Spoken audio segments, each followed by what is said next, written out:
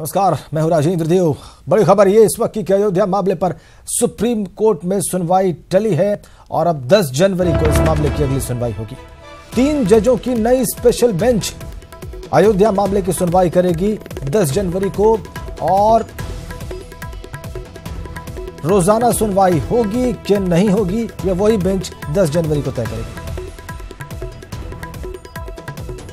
बड़ी खबर इस वक्त हमें सुप्रीम कोर्ट से मिल रही है।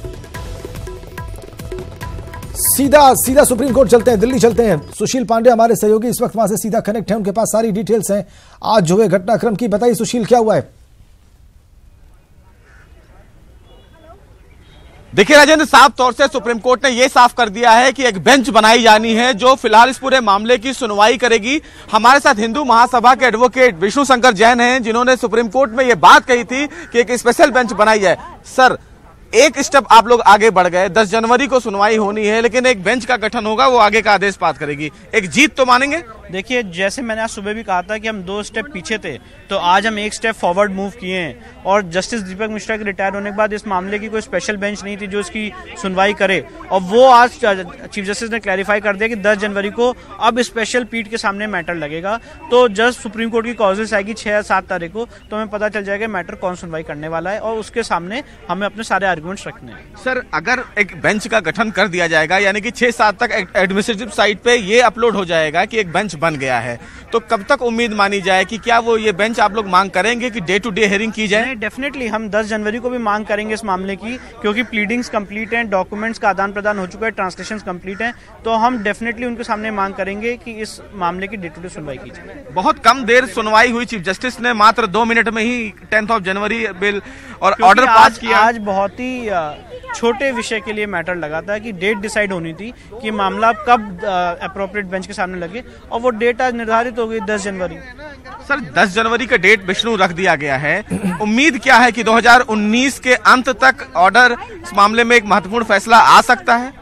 नहीं, बिल्कुल, हम तो ये मानते हैं कि 90 दिन के अंदर इलाहाबाद हाईकोर्ट ने अपना फैसला सुनाया था डे टू डे हियरिंग करके, और ये फर्स्ट अपील है। सुप्रीम कोर्ट के अंदर 60 दिन के अंदर हियरिंग्स कंक्लूड हो सकती है, आर्गुमेंट्स कंक्लूड हो सकते हैं। तो क्या चाहते हैं कि दिन प्रतिदिन सुनवाई हो या हफ्ते में 3 दिन सुनवाई हो, क्या आप लोगों की मांग होगी? हम तो ये चाहेंगे कि जो हियरिंग डेज हैं सुप्रीम कोर्ट के ट्यूसडे, वेडनेसडे और थर्सडे, उसको रेगुलर हर हफ्ते इस मामले की सुनवाई की जाए और सारी हियरिंग डेज पे। तो फिलहाल ये विष्णु शंकर जैन थे जो हिंदू महासभा की तरफ से अपना पक्ष बिल्कुल उनकी सारी बात सुनी हमने सुशील। तो ये कहना सही नहीं होगा ना कि सुनवाई टली है। आज एक बड़ी महत्वपूर्ण बात सामने आई है, वो ये कि स्पेशल बेंच बनेगी और वो स्पेशल बेंच कॉन्स्टिट्यूट होकर 10 जनवरी तक सामने आ जाएगी और वही 10 जनवरी को तय करेगी कि मामला किस तरह से सुना जाना है। जी बिल्कुल राजेंद्र, ये साफ तौर से आज एक तारीख तय करना था, वो फिलहाल मुख्य न्यायाधीश ने तारीख तय कर दिया है कि 10 जनवरी को एप्रोप्रिएट बेंच बन जाएगी और वो ये तय करेगी कि इस पूरे मामले की सुनवाई कैसे की जाए, क्योंकि फर्दर ऑर्डर वही पास करेगी। जब 3 जजों की बेंच के पास ये पूरा मामला जाएगा तो वो ये देखेंगे कि इस पूरे मामले की सुनवाई डे टू डे के प्रोसेस के आधार पर किया जाए या फिर रेगुलर के आधार पर किया जाए। लेकिन आज मुख्य न्यायाधीश ने एक तारीख दे दी है कि 10 तारीख को इस पूरे मामले की जो सुनवाई है वो एक नए बेंच के सामने होगी। 6 या 7 तारीख को मुख्य न्यायाधीश इस पूरे मामले में नई बेंच का गठन कर देंगे। राजेंद्र, देखना इसमें अहम यह होगा कि क्या जो बेंच नई बनाई जाएगी मुख्य न्यायाधीश की तरफ से, क्या उस बेंच में मुख्य न्यायाधीश खुद होंगे या फिर कोई और होगा। चूंकि मास्टर ऑफ द रोस्टर होते हैं मुख्य न्यायाधीश, तो ये उनका अधिकार है कि वो एक बेंच बनाते भी हैं और उस बेंच में वो रहना चाहते हैं या नहीं रहना चाहते हैं, तो ये देखना होगा। लेकिन सुप्रीम कोर्ट ने आज ये साफ कर दिया राजेंद्र कि 10 जनवरी को अयोध्या के मामले की सुनवाई एक नई बेंच के सामने शुरू कर दी जाएगी। बिल्कुल सुशील, ये बहुत महत्वपूर्ण है कि एक स्पेशल बेंच कॉन्स्टिट्यूट करी जाएगी और वो बेंच उसके पास जिम्मा होगा कि वो अयोध्या के मामले को स्पेशली सुने और वो 10 जनवरी को अपना रास्ता तय कर लेगी कि उसको रोज सुनना है, हफ्ते में 3 दिन सुनना है, कैसे सुनना है, आगे बढ़े। ये एक बड़ा महत्वपूर्ण डेवलपमेंट होगा। तो हम कह सकते हैं कि 10 जनवरी और ऑनवर्ड्स अयोध्या मामला अपने फाइनल सेटलमेंट की ओर निर्णायक रूप से बढ़ जाएगा। सुशील, जी बिल्कुल राजेंद्र, और मैं आपको एक और अपडेट दे दूं कि इस पूरे मामले में जो याचिका जनहित याचिका दाखिल की गई थी हरिनाथ दास की तरफ से, जिसमें यह कहा गया था कि इस पूरे मामले की सुनवाई और लंबी ना टाली जाए और अगर टाली जाती है तो वो आधार बनाया जाए, तो उस याचिका को फिलहाल सुप्रीम कोर्ट ने खारिज कर दिया है। क्योंकि सुप्रीम कोर्ट ने फिलहाल इस पूरे मामले में कहा कि इस पूरी याचिका में सुनने का कोई आधार नहीं है, चूंकि जो मांग थी वो यही थी कि इस पूरे मामले को लंबा ना टाला जाए। चूंकि एक बेंच को बनाने का आदेश दे दिया है फिलहाल कोर्ट ने, तो उस याचिका पर सुनने का कोई मतलब नहीं है, तो उनकी याचिका को फिलहाल डिसमिस कर दिया है। लेकिन फिलहाल सुप्रीम कोर्ट ने अपने इस सुनवाई में यह साफ कर दिया है कि अब 10 जनवरी से अयोध्या के मामले पर सुनवाई शुरू कर दी जाएगी। नई बेंच में कौन कौन से जज होंगे, इस पर तस्वीर 6 या 7 तारीख तक क्लियर हो जाएगा कि कौन से जजों की 3 जजों की पीठ होगी वो इस पूरे मामले की सुनवाई करेगी।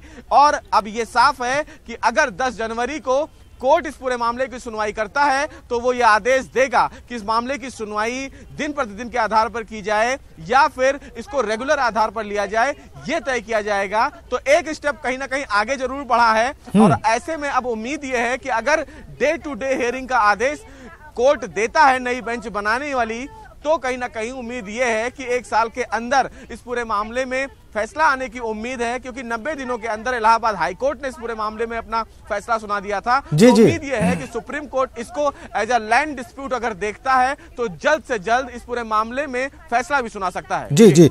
तो सुशील, अब ये उन लोगों के लिए अब निश्चित रूप से थोड़ी राहत भरी खबर है जो कह रहे थे कि आज कुछ तय होना चाहिए, धैर्य की सीमा टूट रही है।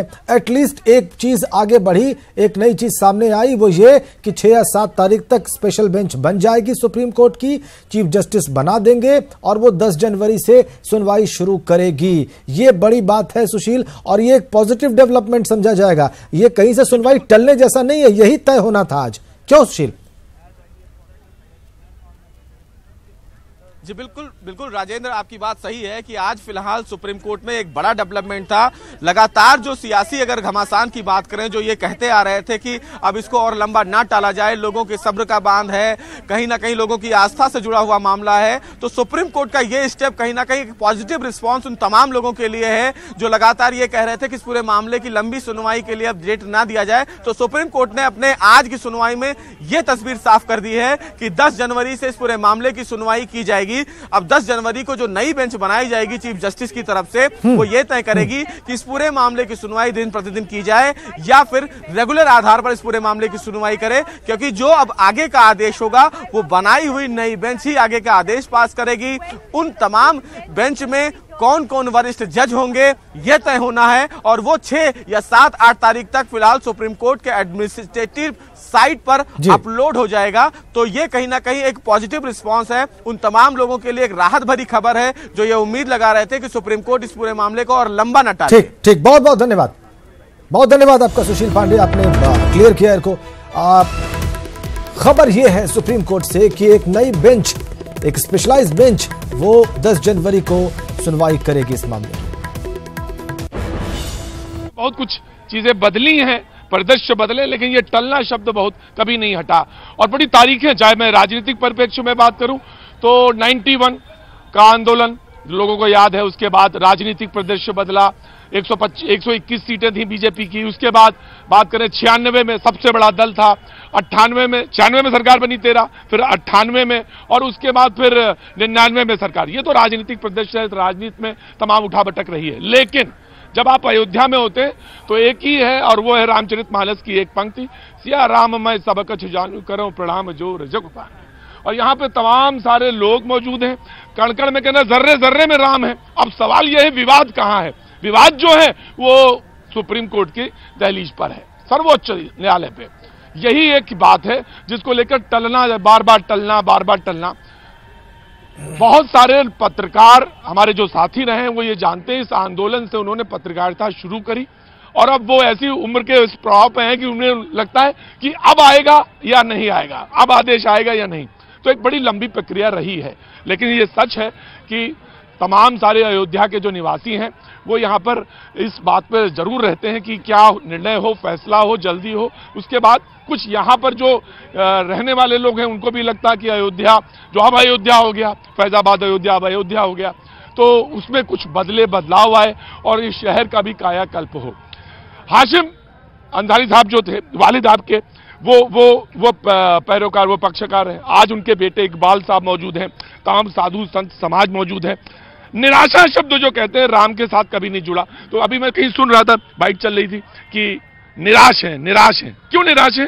राम का मतलब होता है आशा, राम का मतलब होता है आशा, लेकिन निराशा राम जी से नहीं है। लोगों को निराशा जिसके प्रति हम लोगों ने अपेक्षा किया था उनसे निराशा है। देखिए तारीख पर तारीख पे तारीख, जितने उसमें पक्षकार थे कितने तो मर गए, कितने मरने वाले हैं। कोर्ट क्या चाहता है ये ठीक नहीं है। इससे राजनीतिक व्यक्ति को लाभ मिल रहा है और देर से दिया, सुन लीजिए, देर से दिया हुआ न्याय भी अपराध के श्रेणी में आता है।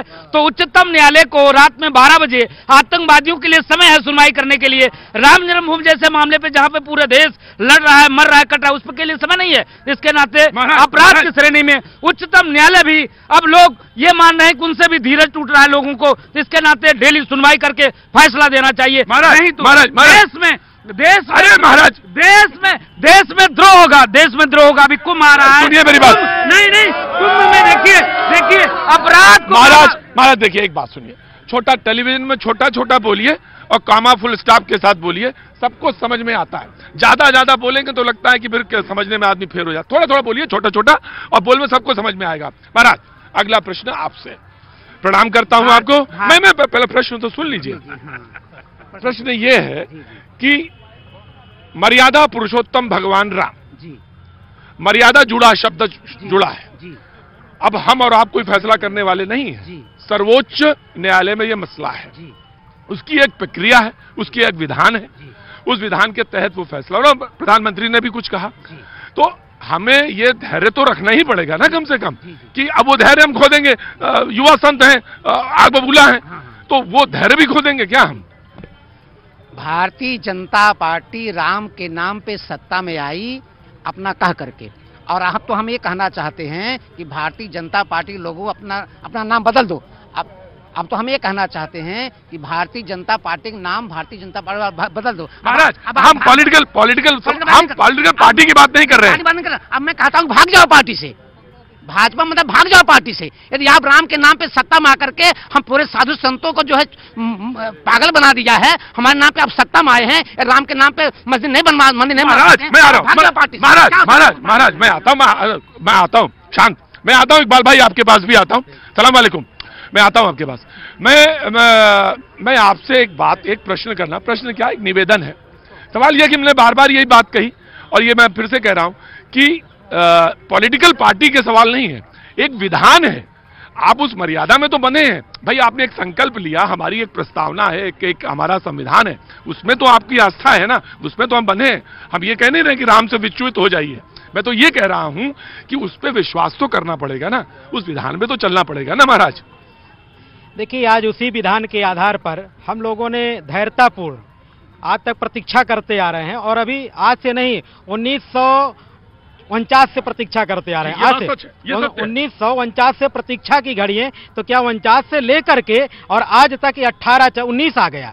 49 से और 19 तक की गतियों को गिन लीजिए, कितने समय की प्रतीक्षा यह समाज करते आ रहा है। और यह समाज 49 से लेकर के आज तक जब प्रतीक्षा, तो कब तक प्रतीक्षा करेगा? तो फिर इसमें दोष जो है हमारे संविधान, हमारी प्रस्तावना, हमारे विधान का नहीं है, ये पॉलिटिकल सिस्टम का है ना, ये जो राजनीतिक पार्टियां हैं। नहीं, देखिए, पॉलिटिकल सिस्टम का ही नहीं, मैं मानता हूं जैसे सुप्रीम कोर्ट में आज से विचाराधीन पड़ा हुआ मामला, विचाराधीन मामला जो पड़ा था, आज तक क्या सुप्रीम कोर्ट के पास, अभी हमारे महंत राजू दास जी ने जो कहा कि आतंकवादियों के लिए 12 बजे रात्रि, एक नाचने गाने वाले के लिए 12 बजे रात्रि कोर्ट खोल लिया जाता, क्या राम जन्मभूमि के लिए कोर्ट के पास इतना वक्त नहीं है कि आज फैसला सुनवाई करवा?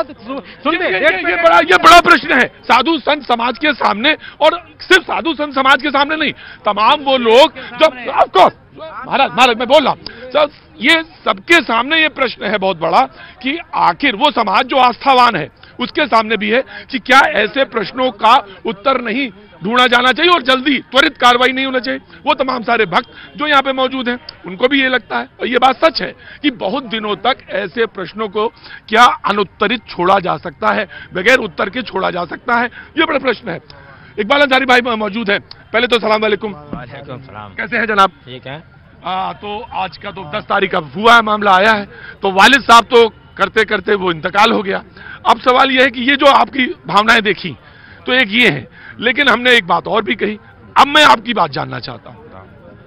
भाई हम भी चाहते हैं कि कोर्ट फैसला करे, आज करे अभी करे। हमारे वालिद साहब भी क्या करते हैं, हम भी यही कहते हैं, लेकिन कोर्ट के आगे किसी की चलती नहीं है। कोर्ट जो है सबूतों के आधार पर चलता है। कोर्ट जो भी करेगा वो माना जाएगा, चाहे हिंदू पक्षकार है उसको भी मानना पड़ेगा, मुसलमान पक्षकार है उसको भी मानना पड़ेगा। कोर्ट में संविधान बना हुआ है, हिंदुस्तान में संविधान है, कोर्ट सबूतों के आधार पर चलता है। कोर्ट फैसला करेगा, हम उसको मानेंगे, और हम यहाँ क्या कर सकते हैं। इकबाल भाई एक बात बताइए, ये सिर्फ फैसले की बात नहीं है, फैसले की बात नहीं, बात यह है कि समाज में इससे बहुत सारे मतलब निकलते हैं, बहुत मतलब जाते हैं। आप यहाँ पे खड़े हैं, यहाँ पे तमाम साधु संत समाज खड़ा है। आपको कभी असुरक्षा या आपको कभी ऐसा लगा कि नहीं भाई हम असुरक्षित हो गए यहाँ पे समाज में, यहाँ अयोध्या में, आपको कभी लगा? देखिए हम इससे हम नेतागिरी नहीं करते, इसलिए हमको इससे डर नहीं लगता, क्योंकि मामला सुप्रीम कोर्ट में है, जो कोर्ट करेगा। सवाल हमने सीधा पूछा, हमने सीधा सवाल पूछा, कभी आपको भय लगा?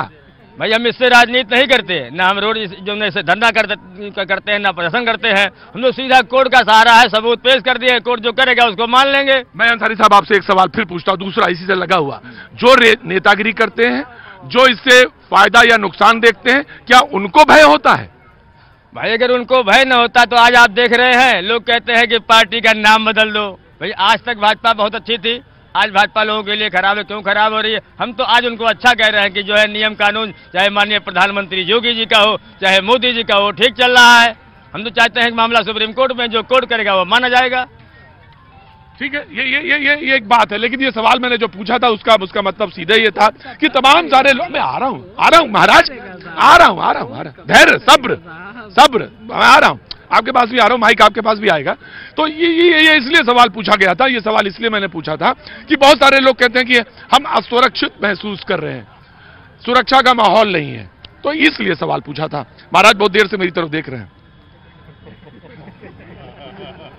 भगवान प्रणाम पहले आपको, और मैं जानना चाहता हूं कि अयोध्या में आपका निवास है, तो मैं ये जानना चाहता हूं कि ये जो 10 तारीख का हुआ है, तो आपको लगता है कि अब वो समय आ गया है जहां पे तारीख में कि ये फैसला अब निकट है, चुनाव से पहले आ जाएगा? क्योंकि बात तमाम सारे लोग कह रहे थे कि चुनाव से पहले अब कुछ फैसला होते हुए नजर आएगा।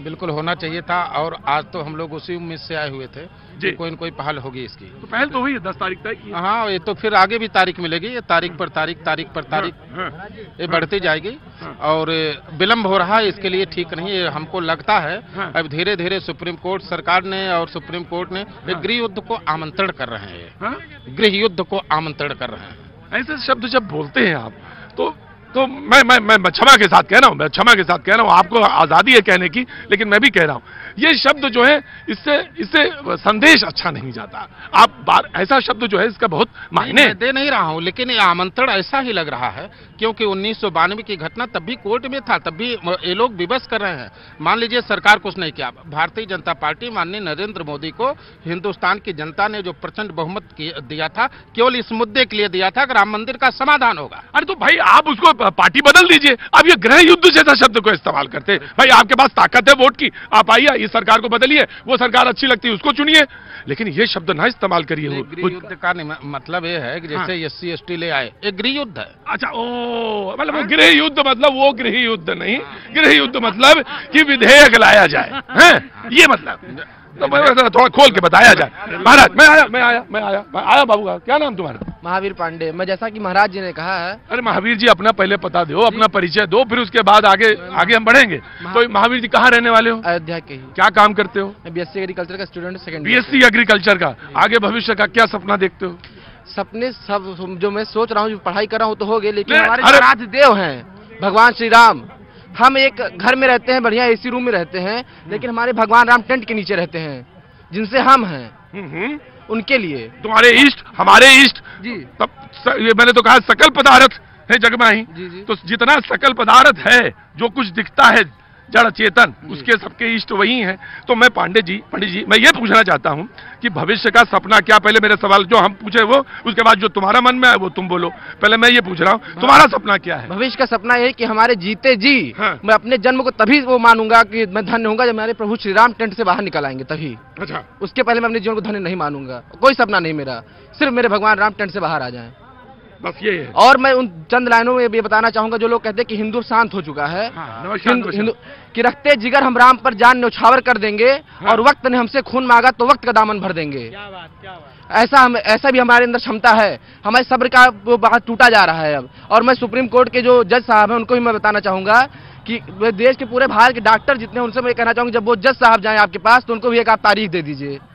आप जज साहब को भी एक तारीख दीजिए कि आप अगली तारीख को आइएगा। जो जज साहब है, वो तारीख पे तारीख हमको दे रहे हैं। वैसे एक बार जज साहब, मैं देश के डॉक्टरों से निवेदन करूंगा हाथ जोड़ के कि एक बार जो जज साहब है उनको भी जब आपके पास जाए तो उनको भी आप एक अगली तारीख दे दीजिए कि आप अगली तारीख को आई, तब उनको क्या समझ में हो सकता है। अभी नहीं समझ में आ रहा उनको। मैं सुनने के लिए तैयार रही है, सुनने के लिए तैयार रही है, लेकिन हाँ ठीक है, संयमित भाषा में बोल रहे हैं। आपको लगता बार बार टाला जाना ठीक नहीं। आगे आइए, इधर आइए, बार बार पंडित जी इधर आओ, इधर आइए। हाँ, तो बार बार टाला जाना ये ठीक नहीं है। अब इसका निर्णय होना चाहिए, अनिर्णित नहीं रह सकता। जी बिल्कुल निर्णय होना चाहिए, किसी तरह हो, लेकिन संविधान जो भी संविधानिक या वैसे जो है निर्णय हो जाए। संवैधानिक निर्णय जो संविधान सम्मत जो है वो निर्णय हो, जो है वो सबके सामने मान्य हो। जी क्या पूछना चाहते हैं? मैं ये कह रहा, संवैधानिक निर्णय संविधान के सम्मत। देखिए, कोर्ट स्वतंत्र है। अंसारी साहब चलेंगे क्या? अच्छा उधर ही है, ठीक। कोर्ट स्वतंत्र है, हाँ। पढ़े लिखे जज हैं, तो वो भी इसको संज्ञान, यानी कि उनके संज्ञान में नहीं है मुकदमा, तो सरकार द्वारा सेंसिटिविटी उनको मालूम है जी। कोर्ट और सरकार से जनता कितना भी करेगी, हाँ। हल्ला कर ले, लेकिन जो कोर्ट करेगा वही होगा, जो कानून बनेगा वही होगा। तो कोर्ट से ये रिक्वेस्ट करना चाहिए कि आप जल्द से जल्द सुनवाई करिए, हाँ। और जो भी निर्णय हो उसको सुनाया जाए। कोर्ट पर अनावश्यक टिप्पणी करना भी उचित नहीं है जी। कोर्ट पर अनावश्यक टिप्पणी करना ठीक नहीं। जो फैसला कोर्ट का होगा और उसको धैर्यपूर्वक रखना चाहिए, सुनना चाहिए। जो आएगा उस पे विश्वास कायम रहना चाहिए, और वो शब्द इस्तेमाल नहीं किए जाने चाहिए जो आहत करते हो। महाराज अभी बोला, देखिए, किसी भी तरह से आहत करने वाले कोई शब्द नहीं बोले जा रहे हैं। बोले तो वास्तविकता, जो वास्तविक शब्द है उन्हीं का यहाँ से आपके माध्यम से बोला जा रहा है। मूल बात है, देखिए, वाल्मीकि रामायण के तहत और अन्य ग्रंथों के तहत यह राम जन्मभूमि साबित कर दी गई कि यही अयोध्या है। सरजू साक्ष्य है, सरजू सबसे बड़ा प्रमाण है, और वाल्मीकि रामायण सबसे बड़ा साक्ष्य है कि अयोध्या में ही भगवान राम, मर्यादा पुरुषोत्तम भगवान राम का प्रादुर्भाव प्राकट्य हुआ था, और कहीं दूसरी जगह नहीं हुआ था। और कितने साक्ष्य चाहिए? साक्ष्य के आधार पर ही तो कोर्ट न्याय देती है, लेकिन सारे साक्ष्यों को बंद करके और इसके बाद केवल राजनीतिक जुमले खेले जा रहे हैं। ये कोर्ट जुमले खेलने का काम करेगी तो समाज क्या करेगा? आज आहत का विषय नहीं है, विषय तो न्याय जो है पुराना। आप आहत किस बात से हैं कि देरी हो रही है इससे, या जो पॉलिटिकल पार्टीज ने इसका इस्तेमाल किया लंबा उससे? दोनों पॉलिटिकल पार्टियां जो हमारे हिंदुत्व भावनाओं के साथ खिलवाड़ किया, हिंदुत्व विचारधाराओं के साथ खिलवाड़ किया, ये भी एक आहत का विषय है। और दूसरा विषय है जो प्रतीक्षा का विषय, 49 से लेकर के और आज तक का वही धरना, केवल इंतजार करो, धैर्य रखो, धैर्य रखो। माननीय प्रधानमंत्री कहते हैं धैर्य रखो, मुख्यमंत्री आते हैं अयोध्या में, केवल धैर्य रखिए। धर्माचार्यों की जब सभा हुई उसमें भी केवल 11 तारीख दिया गया था, लेकिन आने वाला समय 11 भी चला गया, 2 भी चली गई, 4 भी चली गई और 10 भी चली जाएगी। मैं आज ही आपके चैनल के माध्यम से कहता हूं, 10 की तारीख भी टलेगी, इसे कोई रोक नहीं सकता है। उसमें उन्होंने कहा कि अब बेंच तय हो जाएगी, उस बेंच में जाएगा और उसके बाद मामला शुरू हो जाएगा। नहीं, बेंच इनकी अभी तय ही नहीं होगी, क्योंकि अभी बेंच के लिए टाइम लेंगे, इसके बाद फिर तय होने के लिए समय लेंगे। इसी तरह से होते आते आचार संहिता आ जाएगी, चुनाव आ जाएगा। चुनाव से भगवान मंदिर राम का क्या लेना देना? बिल्कुल, चुनाव से और राम मंदिर का क्या लेना कहेंगे? चुनाव का इस मैटर है, राम मंदिर को चुनाव में उपयोग। मैं आपसे यही पूछना चाहता हूँ कि अरे महाराज जी, मैं तो यही पूछना चाहता हूँ इतनी देर से, और क्या चाह रहा था कि क्या ये राम मंदिर जो है चुनाव का मसला है या चुनाव से इतर का मसला है? और अगर मंदिर बनना है तो उसे चुनाव का क्या लेना देना? राम मंदिर मुद्दे को गर्म करके उसी तावे पर राजनीतिक रोटियां सेकी जा रही, अभी तक सेकी जा रही हैं। और सुप्रीम कोर्ट से मेरा निवेदन है कि वो जल्द से जल्द फैसला, 70 साल हो गया मुकदमा का, 70 साल में बच्चा पैदा होता मर जाता है। महाराज एक बात है, मेरा जो विरोध है मैं विरोध के स्वर में कहूंगा। अगर एक मिनट में आप बोलिए, आप ही का माइक है, आप ही बोलिए। मैं एक बात पे जो विरोध है वो मैं कहूंगा, जो सहमत नहीं हूं। देखिए, आप हैं आस्थावान, मैं हूं आस्थावान, ये है आस्था, तो आस्था का प्रश्न है भगवान राम मंदिर बने, ये तो आस्था का प्रश्न हुआ। लेकिन अगर विरोध है, किसी प्रक्रिया में विरोध है या किसी पार्टी से विरोध है, तो ये इतर प्रश्न है, ये दूसरा उससे मिलाया ना जाए। किसी से विरोध नहीं है, किसी से विरोध नहीं। हम लोगों को राम मंदिर चाहिए, सब लोग सुखी रहें। सर्वे भवन्तु सुखिनः सर्वे सन्तु निरामयाः। हमको हमारा राम मंदिर चाहिए। राम मंदिर के लिए जो विलंब हो रहा है इससे हम लोग आहत हैं, चाहे वो राजनीतिक लोगों ने विलंब किया है या सुप्रीम कोर्ट ने किया है। हाँ। और अब ऐसा लग रहा है कि सुप्रीम कोर्ट भी वही कर रही है जो सरकार चाह रही है। नहीं, आप कह सकते हैं, आप स्वतंत्र हैं, आप आजाद मुल्क में रहते हैं, हम सब, तो आप कह सकते हैं, लेकिन ठीक है, आपका मंतव्य है, मैं उसको ले लेता हूँ। सिर माथे, क्या नाम है बाबू? मेरा नाम अमित पांडे है। अमित पांडे, कहाँ? यही फैजाबाद में? सॉरी, ये अयोध्या में? अयोध्या में। जी। क्या काम करते हो? मैं टूरिस्ट गाइड का काम करता हूँ। मैं तो अच्छा ये बताओ, मैं सवाल ये नहीं पूछ रहा, ये टूरिस्ट कितने आ रहे हैं आजकल यहाँ पे? अभी तो कुंभ है, बहुत ज्यादा आ रहे हैं टूरिस्ट। तो कुंभ के समय में और भी आएंगे? और भी आएंगे, जी। हाँ। तो सबसे ज्यादा इस समय कौन टूरिस्ट किस प्रदेश से आता है?